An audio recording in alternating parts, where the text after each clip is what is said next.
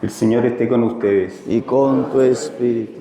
Proclamación del Santo Evangelio de nuestro Señor Jesucristo según San Marcos. Gloria a ti, Señor.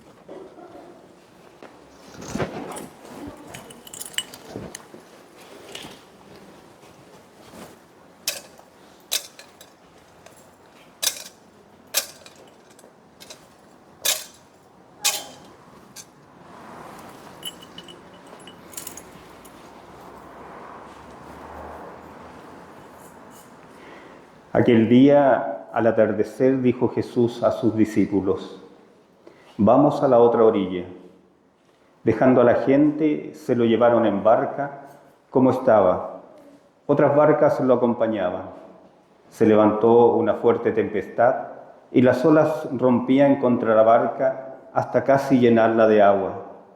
Él estaba en la popa, dormido sobre un cabezal. Lo despertaron diciéndole: «Maestro, ¿no te importa que perezcamos?».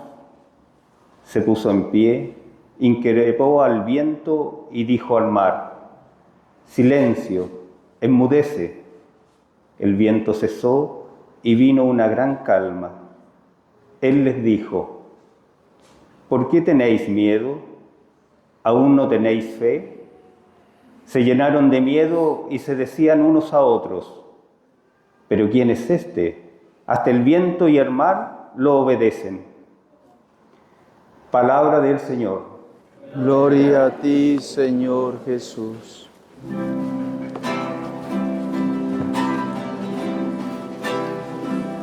Si soy fiel en lo poco, Él me confiará más.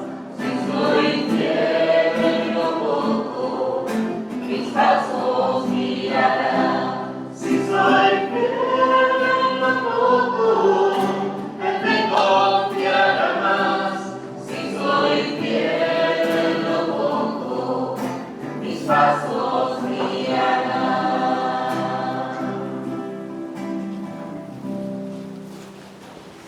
Ave María Purísima.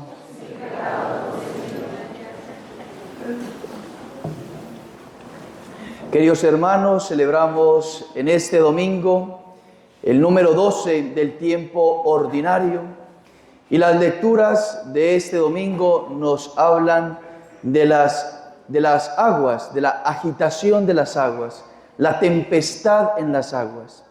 Y es en los padres de la Iglesia, aquellos obispos en su mayoría, o los cristianos que desarrollaron la fe católica, han encontrado en la imagen del mar siempre la vida del cristiano. Entonces encontramos una bella imagen para describir en la tempestad física que podemos nosotros vivir. Encontramos también una enseñanza para nuestra vida de fe, para nuestra vida espiritual.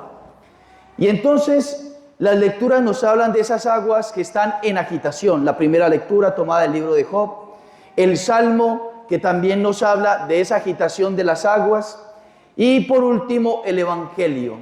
Y el Evangelio nos describe esa experiencia grande y profunda de los apóstoles, donde se angustian, donde padecen, donde ellos se perturba su corazón, dudando del maestro que está ahí dormido, que se hace el dormido, que permanece inactivo al parecer, pero que los apóstoles entonces terminarán por quedar sorprendidos, porque ¿quién es este que hasta los vientos le obedecen?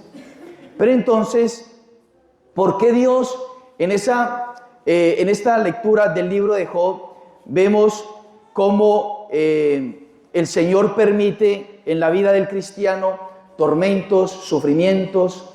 El Señor permite tribulaciones, tentaciones, y lo vemos en el libro de Job. Como Job, estamos en el capítulo 38, pero todos conocemos de alguna manera la historia de Job, ¿cierto que sí? Pues me imagino. Y si no, pues les queda de tarea leer el libro de Job. Para los que no conocían, hay un libro que se llama Job en el Antiguo Testamento. Estamos al final del libro de Job, pero yo les recomiendo leerlo todo o por lo menos los 7 primeros capítulos, que en estos 7 primeros capítulos se resume como tal la experiencia de Job. Satanás le pide permiso a Dios para irle quitando a Job sus seguridades humanas, su salud, le toca como tal el cuerpo, le da una enfermedad, está en el capítulo número 2, toca como tal la enfermedad a Job, le da la lepra. Después el Señor permite que Satanás le toque sus bienes, sus posesiones, se queda sin nada, sus riquezas. Posteriormente se queda, el Señor permite que Satanás le toque la salud, su familia, la familia, le quita la familia, se queda sin nadie. Entonces, verdaderamente la vida de Job es una tormenta. Verdaderamente la vida de Job es una angustia, porque viene una tras otra. Y quizá muchos de ustedes les hará tocado vivir alguna situación similar, una tras otra. Que me quedé sin trabajo, que vino la enfermedad, que vino tal sufrimiento de tal familiar, que vino tal circunstancia que me lleva a la experiencia de padecer, de sufrir. Entonces, en esa angustia de Job, él que se empieza a lamentar contra la vida, y entonces nos dice, para que lo leamos exactamente, lo que nos enseña Job, o la vida de Job, nos dice en el capítulo número 3, lamentándose contra la vida. Job no se queja contra Dios, pero se queja contra la vida. Muera el día en que nací, la noche que anunció ha sido concebido un varón. O sea, ese día en que mis padres se dieron cuenta de que iban a ser un varón, que muera ese día, que desaparezca, que ese día vuelva a las tinieblas, que Dios desde lo alto no lo eche en falta, que la luz no brille sobre él. Ahí encontramos entonces la falta de virtud cuando viene el dolor y el sufrimiento. El cristiano tiene que tener una virtud. ¿Y cuál es esa virtud ante la tempestad? La fortaleza, que tiene que ser alimentada por la fe. Sigue Job en el capítulo número 6. Ojalá se cumpla mi deseo. ¿Cuál era el deseo de Job? Que Dios responda a su esperanza. ¿Y cuál es esa esperanza? Que tenga bien en aplastarme. Que tenga bien en aplastarme. Dejarme de su mano y rematarme. Escuchen, las lamentaciones de Job ante todo este dolor y este sufrimiento.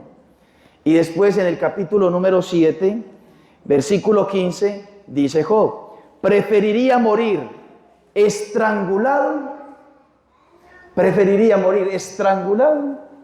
antes que mis dolores.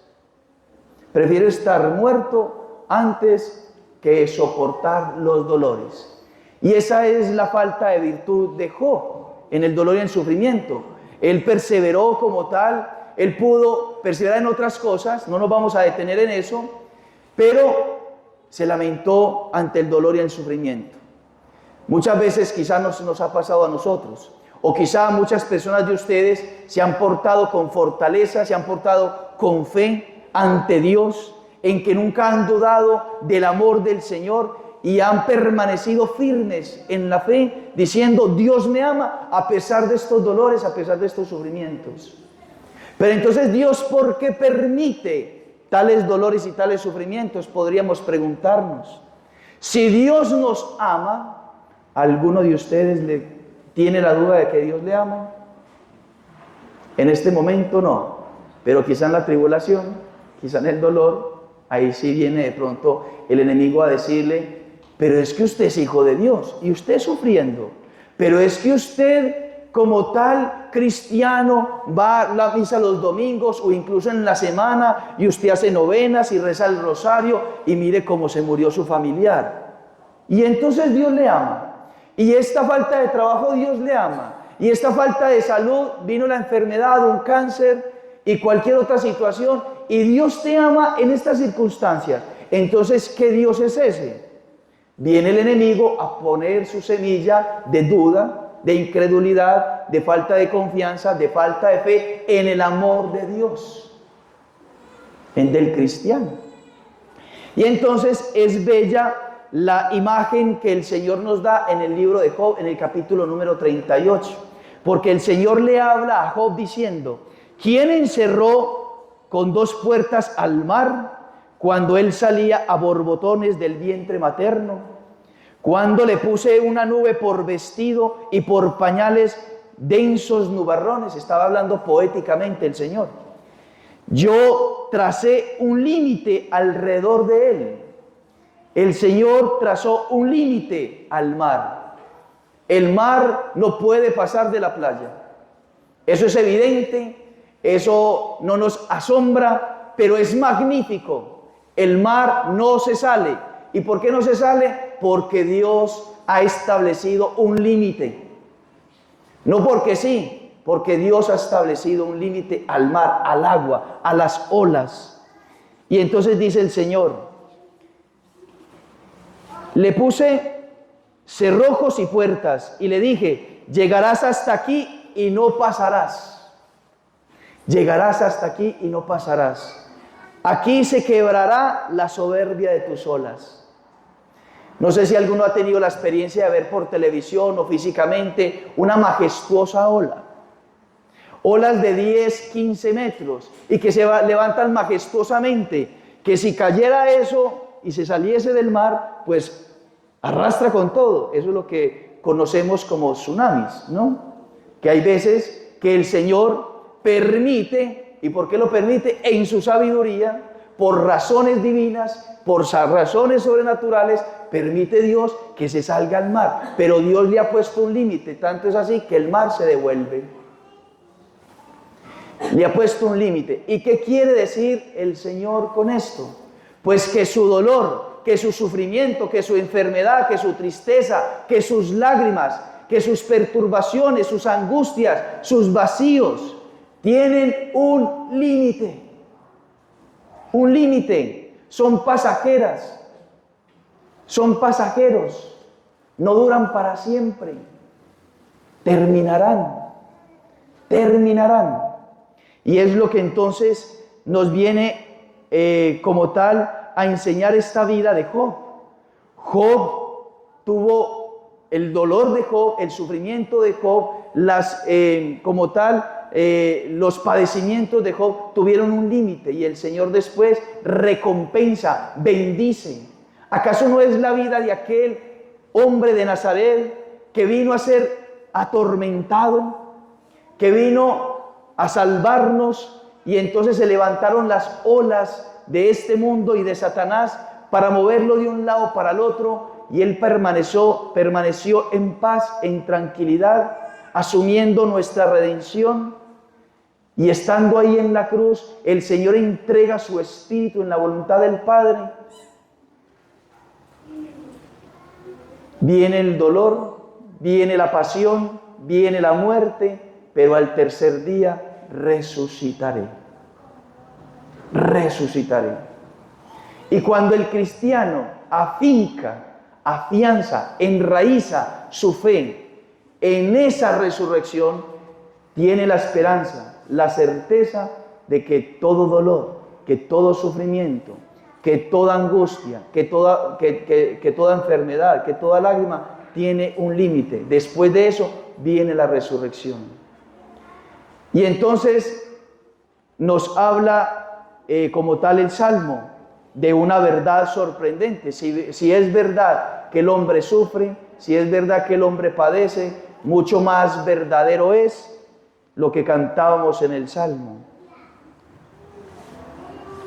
Se me perdió. Den gracias al Señor porque es bueno. Den gracias al Señor porque es bueno. ¿Usted cree eso? Dios es bueno. Siempre y en todo lugar y en toda circunstancia. ¿Usted lo cree? Porque es eterno su amor. ¿Usted lo cree? ¿Lo crees? Eterno es su amor. eterno es su amor.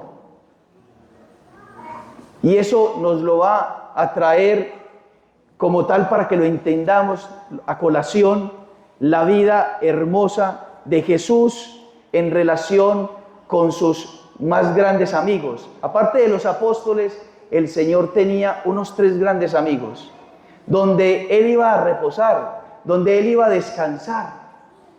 ¿Cómo se llamaban? A ver si los niños que están aquí, que están preparando para la primera comunión, me dicen los nombres. Aparte de los apóstoles, 3 grandes amigos, les voy a dar una clave, 2 mujeres y un hombre. Muy bien, Lázaro y María y Marta. Y entonces, vamos a leer un poquito, no lo va a leer todo, pero también les queda de tarea, no obligatoria, pero sí en el amor. Que usted pueda leer esta historia en el contexto de la liturgia de hoy. Y entonces, dice el evangelista San Juan en el capítulo número 11, las hermanas de Lázaro, Marta y María, enviaron a decir a Jesús: Jesús, Señor, aquel a quien tú quieres está enfermo. Primera verdad, Jesús, a quien tú quieres. Jesús, a quien tú quieres. Lázaro era objeto del amor de Cristo. El corazón de Cristo, el corazón de Cristo amaba entrañablemente a Lázaro. El amor de Cristo amaba apasionadamente a Lázaro. El corazón de Cristo amaba infinitamente a Lázaro. Y le dicen, está enfermo. Al oír esto, Jesús comentó. Escuchen esto. Al oír esto, comentó: esta enfermedad no es de muerte, es para gloria de Dios, para que el Hijo de Dios sea glorificado por ella. Porque Dios permite sus dolores y sus sufrimientos. Porque Dios permite las adversidades, las tempestades en nuestra vida. Porque Dios permite la carencia, la carestía de las cosas de este mundo, para que se manifieste la gloria de Dios, para gloria de Dios y la del Hijo del Hombre, la del Hijo eterno de Dios, Jesucristo, para gloria de Él. Y Él, siendo glorificado en su vida, en nuestra vida, entonces Él nos da algo que Él sí prometió. ¿Qué nos ha prometido Dios? ¿Qué nos ha prometido Dios? La salvación eterna, nada más. No hay en una parte de las Sagradas Escrituras que Dios te haya asegurado y que Dios te haya prometido que vas a ser rico. Dios no ha prometido que nunca te vas a enfermar. ¿Eso no lo ha prometido Dios? Usted nunca se va a enfermar. Y resulta que hay muchas personas que viven como queriendo nunca enfermarse. Y eso es imposible. Y por eso viene la angustia. Dios te prometió que ibas a tener abundancia. No. Y hay personas que se acostumbran a vivir o quieren vivir siempre en abundancia. Y entonces ahí viene la angustia. Porque entonces, si yo quiero abundancia, yo quiero tener una casa grande, yo quiero tener riquezas, yo quiero tener cosas, un auto. Entonces, como yo me voy a acostumbrar a eso, me endeudo. Y después de la deuda, ¿qué viene? La angustia, muy bien. La angustia, la perturbación, el dolor. Sigamos. Jesús amaba a Marta, a su hermana y a Lázaro. Vuelve y insiste San Juan. Jesús amaba a Marta, a su hermana y a Lázaro. Cuando se enteró de que estaba enfermo, permaneció 2 días más en el lugar donde se encontraba. Él permaneció 2 días, no salió inmediatamente, estaba enfermo. Permaneció 2 días, se retrasó 2 días intencionalmente, no quiso ir, sino a partir del segundo día. ¿Por qué? Porque él estaba esperando que Lázaro muriera. para que se manifieste más grande la gloria de Dios. Y entonces nos dice, bueno, digamos algo referente al Evangelio sobre eso. ¿Acaso no es lo mismo? Estaban los apóstoles ahí en la barca, se levantan los vientos, las olas, estaban asustados, perturbados para hundirse. ¿Acaso no te importa que nos hundamos? Se perturbaron, se angustiaron los apóstoles profundamente. Y entonces después pasa y dice, Lázaro ha muerto y me alegro por vosotros de no haber estado allí para que crean.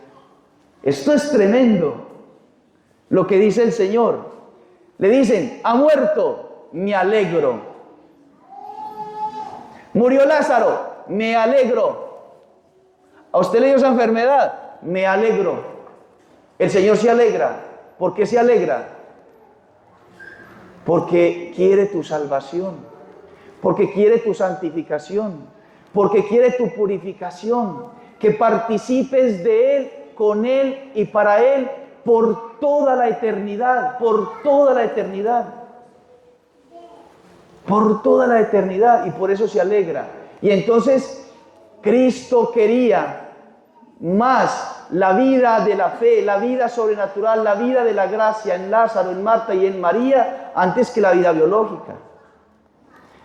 Entonces lo que pretende el Señor es aumentar la fe en estos amados suyos, aumentar la fe, para que crean, para que ustedes crean.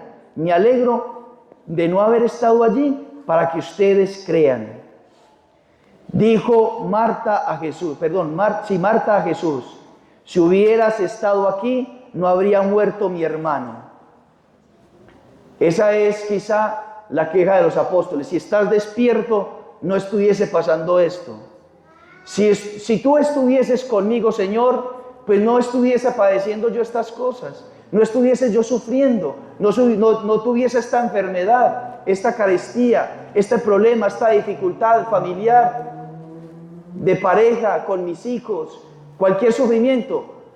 Si tú estuvieras conmigo, es la duda. Pero hay algo que recordar en este momento, y es el Evangelio según San Mateo capítulo 28. Yo estaré con vosotros todos los días hasta el fin del mundo. Estaré con vosotros todos los días hasta el fin del mundo. Y entonces tenemos que reconocer en esta altura de la homilía que todo concurre, todo pasa por aquellos que aman a Dios. Romanos 8:28. Por lo demás sabemos que en todas las cosas interviene Dios para bien de los que le aman. En todo, no en algunas cosas. A Dios no se le pasa nada de su vida. A Dios no se le pasa por nada de toda su existencia ni de su familia. Si todo pasa, Dios lo tiene controlado. Dios sostiene todo. Dios es el dueño de todo. Dios es el eterno presente. Sabe el antes, el durante y el después de cada ocasión, de cada circunstancia, de cada decisión. Y si Dios permite las cosas, es porque de ese mal, de ese dolor, de ese sufrimiento, Dios concederá la resurrección, concederá la bendición. Y en eso nosotros tenemos que creer.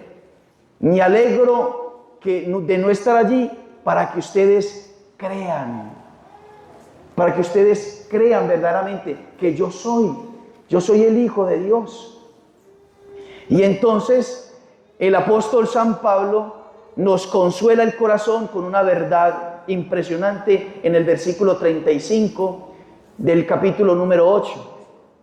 ¿Quién nos separará del amor de Cristo? ¿La tribulación, la angustia, la persecución, el hambre o la desnudez? Los peligros, la espada, como dice la Escritura, por ti nos matan cada día, nos tratan como ovejas de matadero, pero en todo salimos más que vencedores gracias a aquel que nos amó. Cuando esté en su dolor, cuando esté en su sufrimiento, cuando está padeciendo, si usted tiene dudas del amor de Cristo, de que Dios le está escuchando, arrodíllese ante un crucifijo y mírelo a Él. y mírelo y pregúntele, Señor, ¿usted me ama? Señor, ¿me amas? Y no hay duda que el Señor te contestará, te amo con mi vida, pues aquí estoy, aquí me crucifiqué por ti, por ti. Pues estoy seguro de que ni la muerte ni la vida, ni los ángeles, ni los principados, ni lo presente, ni lo futuro, ni las potestades, ni la altura, ni la profundidad, ni cualquier otra criatura podrá separarnos del amor de Dios manifestado en Cristo Jesús, Señor nuestro. Señor nuestro. Grabémonos esta palabra de San Pablo. Enraicémosla en nuestro corazón. Creamos verdaderamente y profundamente. Y usted con certeza, y usted con fe sobrenatural, usted diga, el Señor está conmigo.